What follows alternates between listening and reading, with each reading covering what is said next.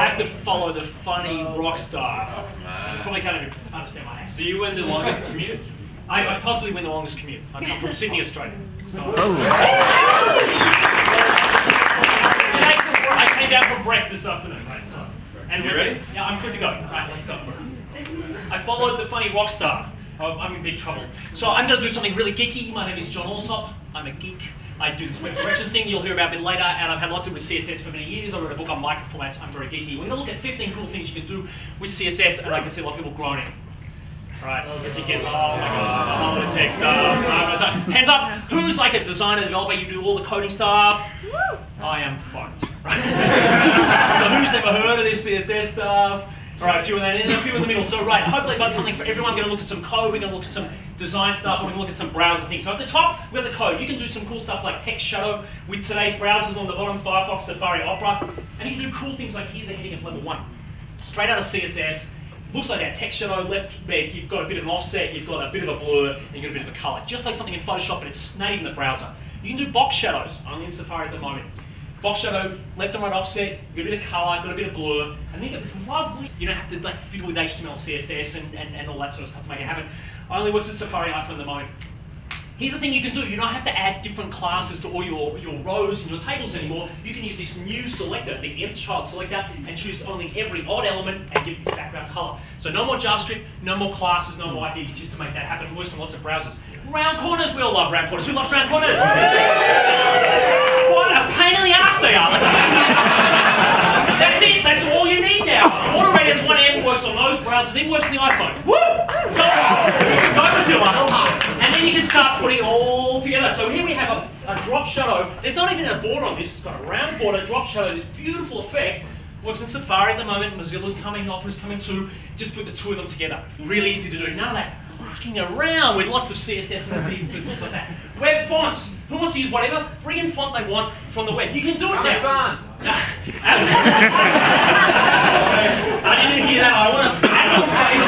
You can create your own fonts. You can link to them on the web. Works in Safari. Works in Mozilla. Even works in Internet Explorer. Woo! So this is actually a real live web page that's been scaled with this new property called Transform. Works in Mozilla. Works in Safari. You can like shrink down a page, and all this text is selectable. You can click the links and things like that. You can do other things like this.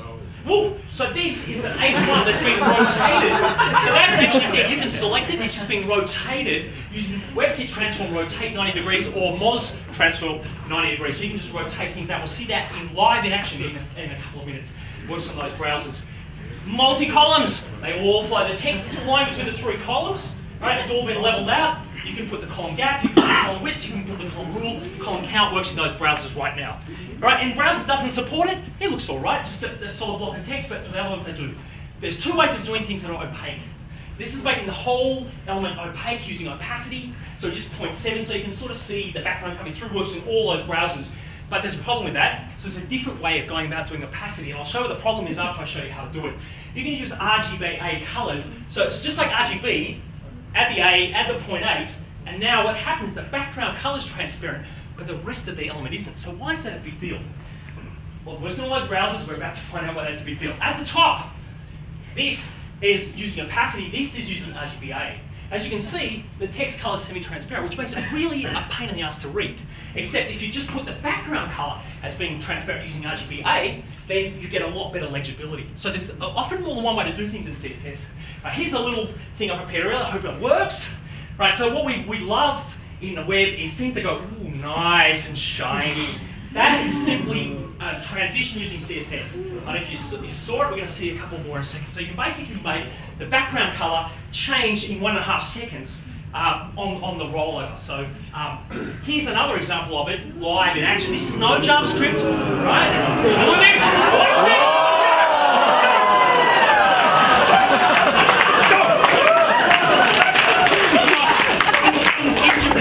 The same reaction. Now, we're getting toward the end, but this is really nice. You can actually add reflections and gradients to elements using CSS and WebKit. So we've got the box reflect, and we've got a gradient creating with the WebKit gradient. This is what it looks like. Here it comes. Please work.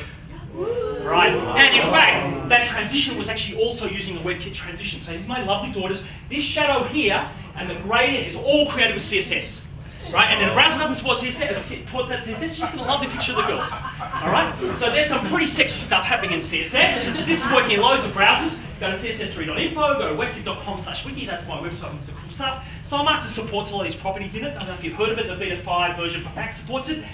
And down here, Mozilla have got a whole heap of information on what they're doing. And one last thing, I'm doing a conference called Web Directions, you may have heard of it, it's in Denver in February. I've got a great special offer, I've got a little list there for you guys.